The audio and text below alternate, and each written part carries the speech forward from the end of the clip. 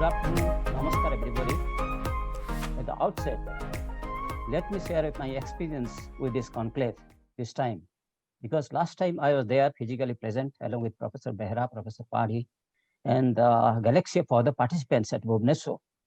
But at the beginning, Professor Padhi was showering accolades and appreciations for all the participants on Professor K.G. Suresh, Professor Behra, and other participants. But as Mr. The British dramatist once said, the appreciation is akin to creation. It was George Bernard Shaw. Once he said, the appreciation is akin to creation. Like the way Professor Padhi was appreciating everybody, I think he deserves the appreciation most, because the way he has planned the entire program, entire conclave so meticulously, like the last year, even during the pandemic period, he managed to do it very smoothly. So all the accolades and appreciations are to him. And I congratulate the IMS, especially Professor Padhi, the Utkal University, for successfully organizing this mega event and bringing many stakeholders, like academicians, media practitioners, policymakers, administrators, etc., across the country. And I can see many participants were from abroad as well. Like today, we have Assistant Professor Dr. Acharya. And the other day, we saw the professors from US, France, New Zealand, even the SAARC countries, Bangladesh. So this is the organizing capability of Professor Padhi and his good PR work that it has resulted in successfully organizing the event. During the 2-day media conclave with the theme Communication for Social Change, we witnessed series of deliberations, discussions, presentation of papers, sharing of experience, etc., ranging from the topics like participation, and then participatory media, gender relations, communication technology, sustainable development, social movements, civil services, civil society, etc. And we saw that many participants and presenters, they gave a very lucid presentation of media advocacy, and they delve into different arena of communication.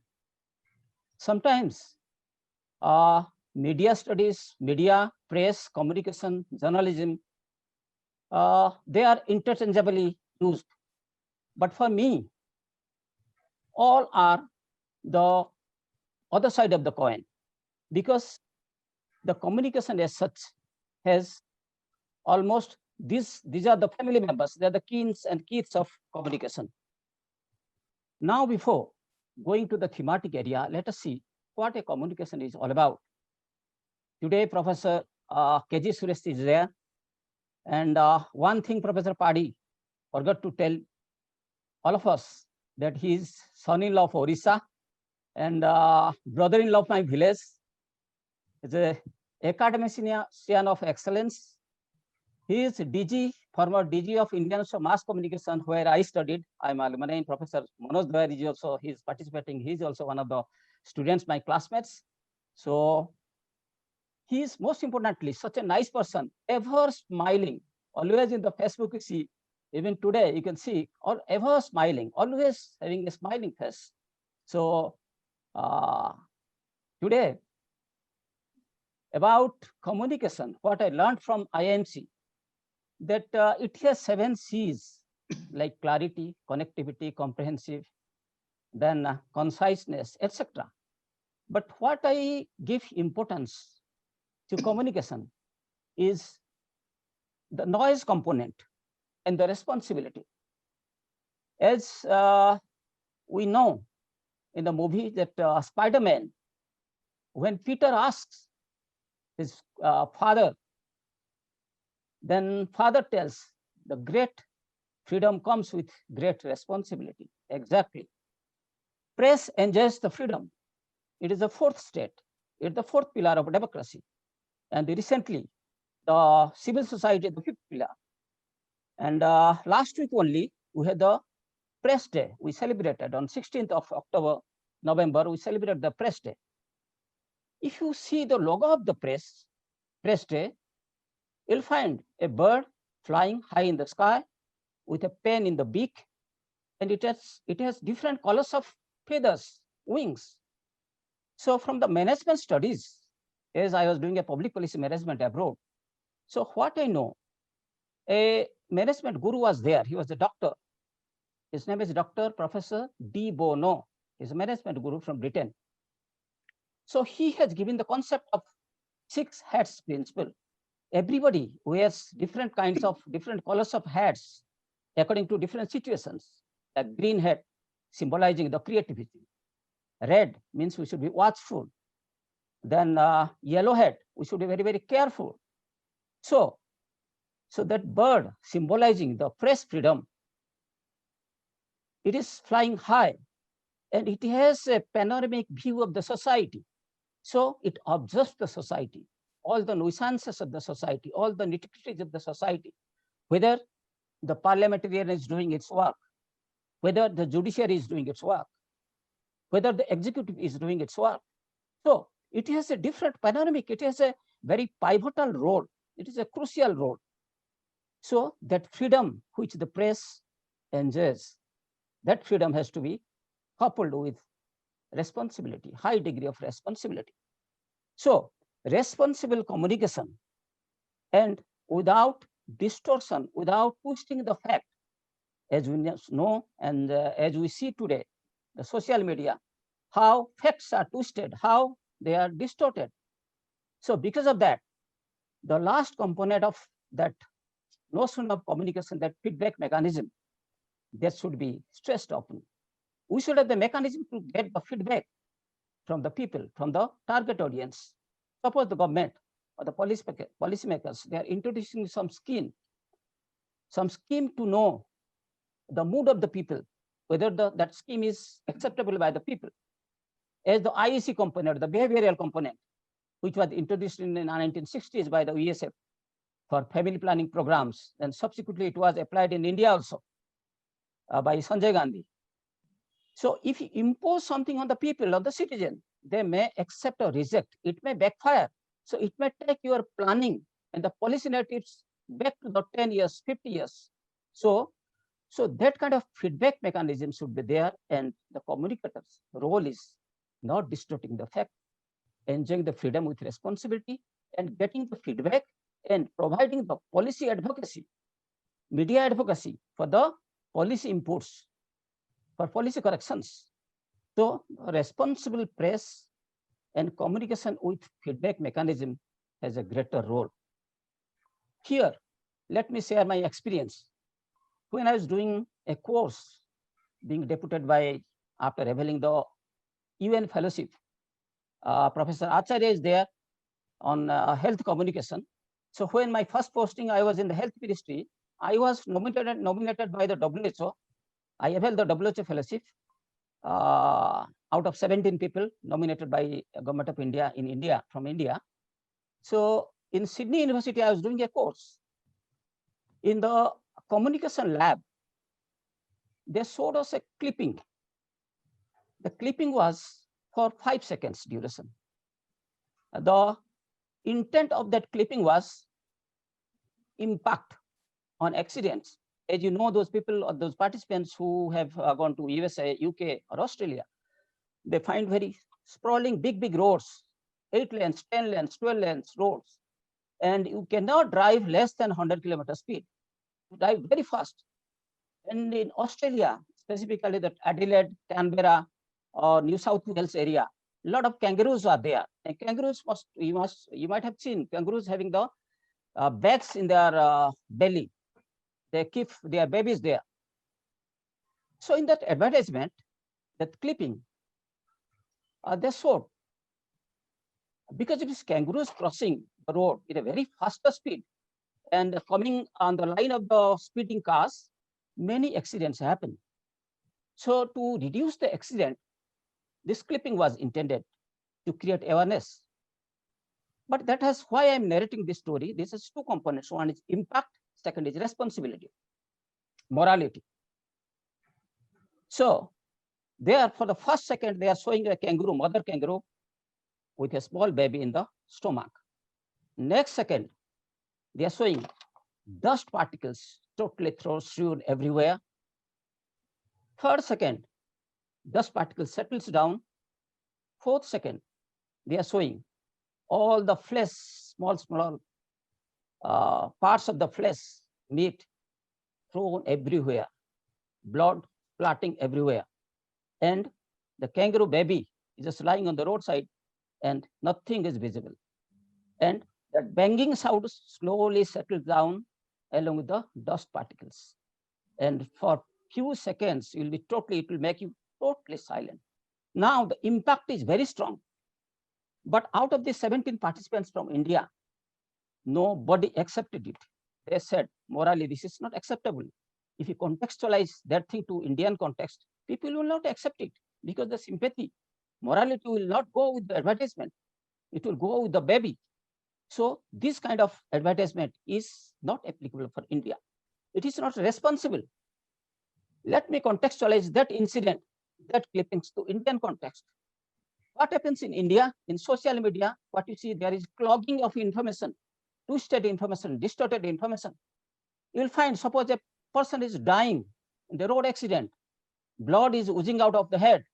The electronic media people, they ask him, they query about his well-beings instead of taking him to the hospital or taking the remedial steps. So this is the media without responsibility.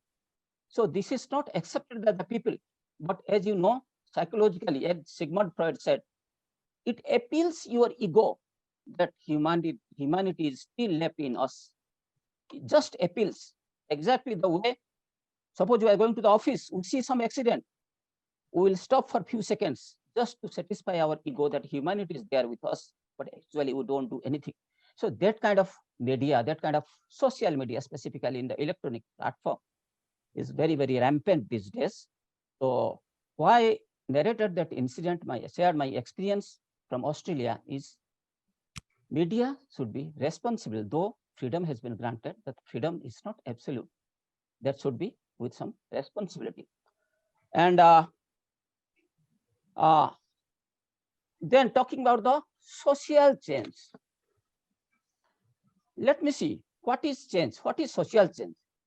As the sociologist, they define at the time of preparing for the civil service exam, I saw how Talcott Parson, R.K. Morton, they defined the change in social order, change in social institution, social behavior, social relationship, that is social change. And that can be divided into two parts. One is transformational change, which is very, very drastic. And because of the advent of technology, as Professor Behra was telling, that technology has penetrated even to our bedroom. So because of that, the changes, the behavioral changes is very, very fast. In cultural terms, it is known as cultural drift.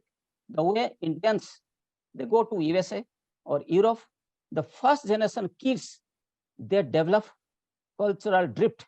Neither they are in the American side, nor they are in the Indian side. So the transformational change is happening in India. And but behavioral change demands incremental change, exactly the way in the process of socialization. When I was in the HRD ministry, there's two departments. One department is adult education. There I came to know that adult education or the adulthood socialization is replacement of whatever you have been socialized. The old habits you have to replace by the new one. So that way, you cannot inject the behavioral changes to somebody in terms of transformational changes to bring about a transformational change, to bring about a societal change in terms of societal changes, transformational changes. So then coming about the society, as you know, since we are here with academicians and professors, society as Herbert Spencer, he considered society is an organic entity. Just like an organism, it has different organs, hands, nose, heart, different organs to function different structures to function different works. Exactly. Spencer defines society having different organs. Elaborating the concept, Talcott Parson said that different organs, the society has the boundary, it has different constituents, there is interaction between the constituents, there is a relationship, there is inherent relationship, cooperative relationship. If you compare this to the society, Indian society, but you see, Indian society with the caste, we have the diversity, we have the creed, we have the different institution, we have the marriage system. As yesterday, professor from Marathawada University, as a VC, who was telling about how intercaste marriage is strongly objected. Why there is a lot of protest? There is bride killing. Let me say that in Dr. Ambedkar Foundation, we have the intercaste marriage scheme.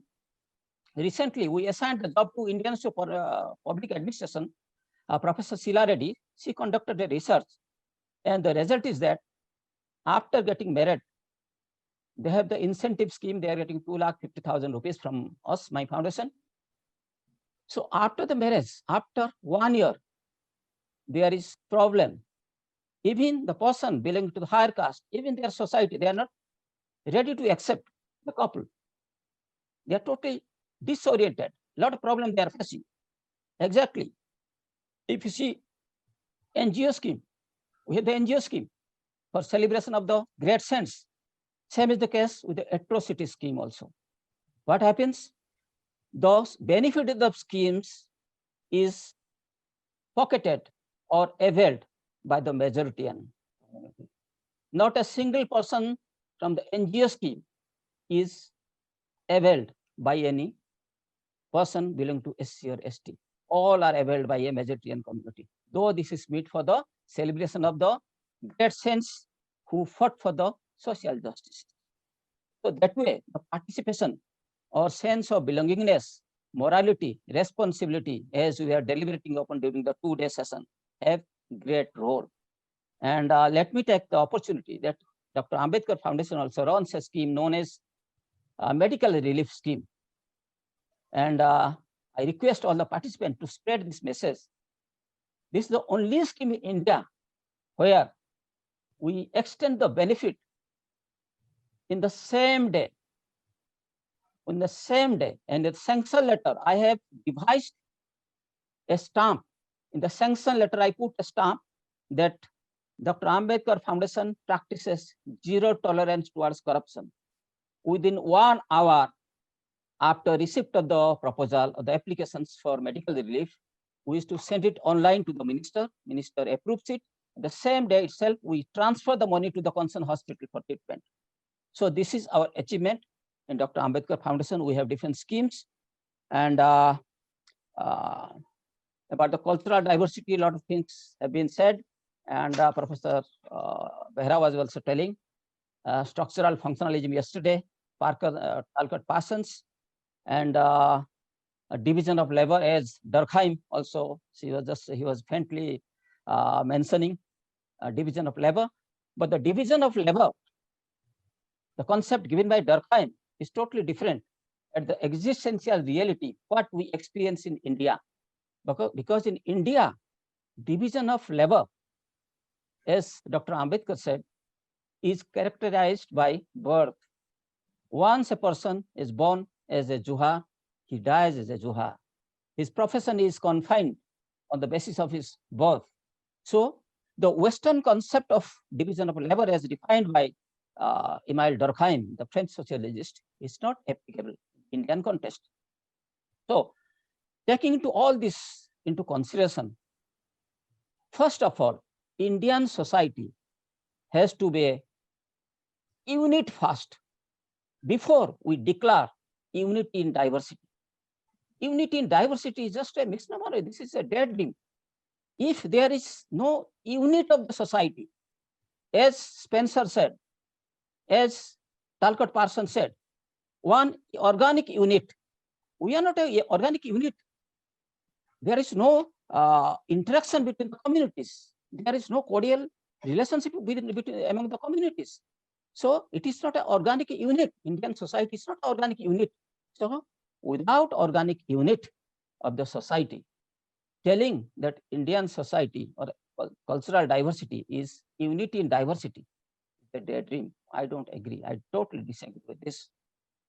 And about IEC, the role of communication. I think the role of communication or the communicator is to inform in the right perspective. IEC component, as it was developed in America, starting from health, informing the people. E is educating them, education through information, and communicating, propagating the things. So that IEC strategy should be applied by the administrators, policymakers, with the help of communicators, communication expert. And the societal change, or the change in the society, comes in two ways. One is great ideas, they bring the changes, sometimes great individuals, great leaders. Talking about the great idea, see, through computers, through that network as developed by our engineer of Indian origin, that Shiv Naidu. Many of you might not be knowing that internet was developed by Indian, his name is Shiv Naidu. Now he is a US citizen. Basically, he is from Madurai. So internet, Google, email, virtual platform, telephone, teleprinter, all these gadgets, they bring transformational changes. They quicken off, they fasten off the changes in the society. And sometimes the books, like Dr. Ambedkar Foundation has volumes of 40 volumes of Dr. Ambedkar's contribution. Today and yesterday, whatever topic was discussed, you just name the topic, everything is there. Everything Dr. Ambedkar talked about, everything. So the books and all these ideas that bring about changes. Talking about the relevancy of why I'm narrating, why I'm telling about Dr. Ambedkar's contribution. Take the example of caste. Caste, last year, Professor Das, Biswajit Das from Jamia, he had organized one conference there. I was the guest of over there. Caste and communication. He has brought out a volume also. It is under printing by the Sage Publishers. So that was the very, very graded inequality. Ambedkar said, caste structure is the graded inequality. But Gandhi said, for caste, his view was parochial, Daridra Narayan, Harijan, etc., which was rejected outrightly by Dr. Ambedkar. He said, the difference of the inequality is graded. It is intertwined in the system, sanctified by the philosophy of the religious scriptures. Without breaking the structure, you cannot bring the behavioral changes.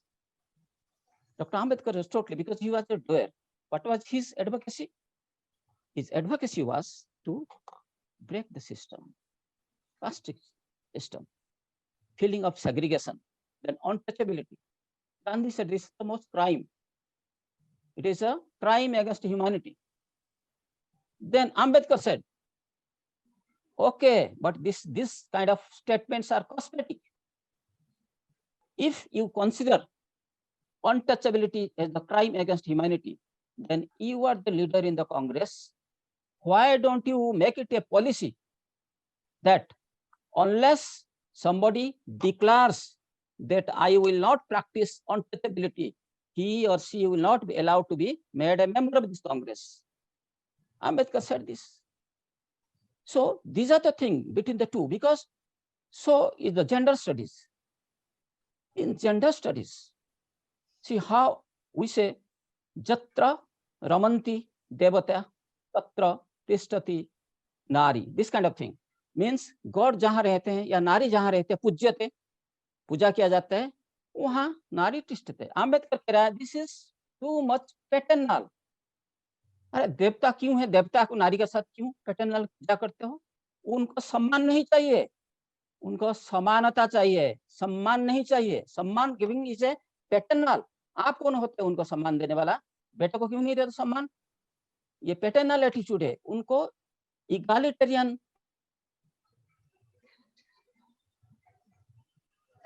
Angle से देखना है, उनको सम्मान दे दीजिए. सो gender equality, he did lot of things. He said the relationship between husband and wife should be just like relationship between two best friends. And to measure the society, he said, suppose I want to see the progress of a society, I'll measure, or I will see the position of a woman in that society. Accordingly, I'll measure the progress of the society. So Ambedkar's views and the position was totally crystal clear and very blunt. He has written around 40 volumes and everything is available on the website also. And recently, myself and Professor Sila Reddy of Indian Institute of Public Administration, we are bringing out a volume, calling out all the quotations ranging from the ticket like topics like democracy and caste, untouchability, society, etc., gender studies, all the topics we have categorized them and we have given our perspective also. And about the gender studies, I'll see the difference between Gandhi also did a lot of things, Jyotirao Phule did a lot of things, Radha Raman Rai, but Ambedkar's view was different, drastically opposite. Jyotirao Phule and Ram Mohan Rai, what they did, they worked against Sati Pratha, that customs.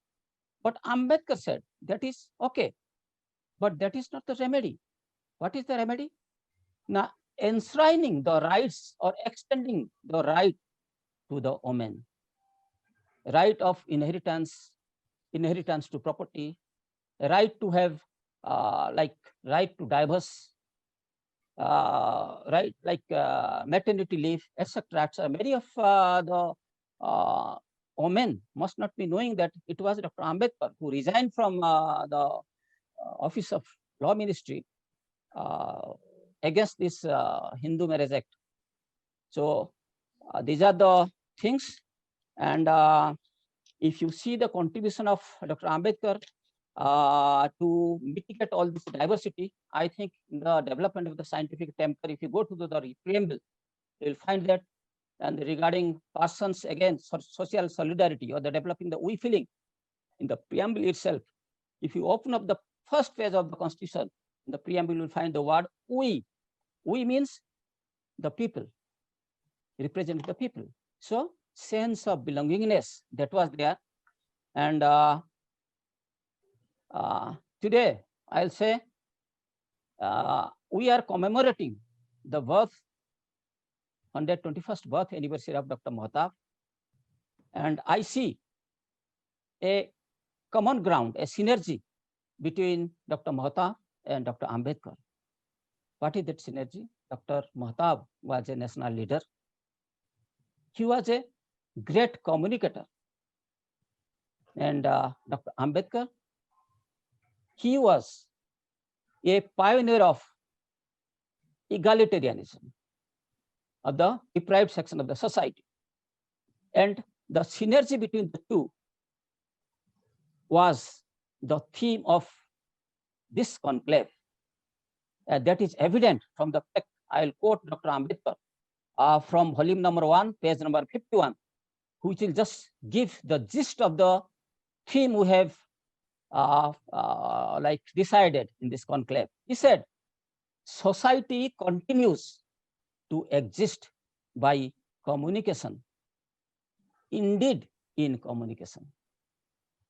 I repeat, society continues to exist by communication, indeed in communication. So much stress and intertwined relationship between society and the communication, the existence of the society and the communication was stressed upon by Dr. Ambedkar. As you know, yesterday also, it was deliberated upon that media plays a catalytic role in bringing changes in the society. And in fact, media or the journalism or the journalists are considered as the mirror to the society. Therefore, I would say that Sambad and Sanchar means the communication, the dialogue between two should continue so that at the end of the day, the society gets the benefit out of it. The synthesis emerging out of the conclave, I am sure, will provide critical input and media advocacy for course correction and policy formulation. And I thank the organizer, especially Professor Padhi, the director IMS, for inviting me to be part of this mega event. Thank you once again, all of you. Thank you.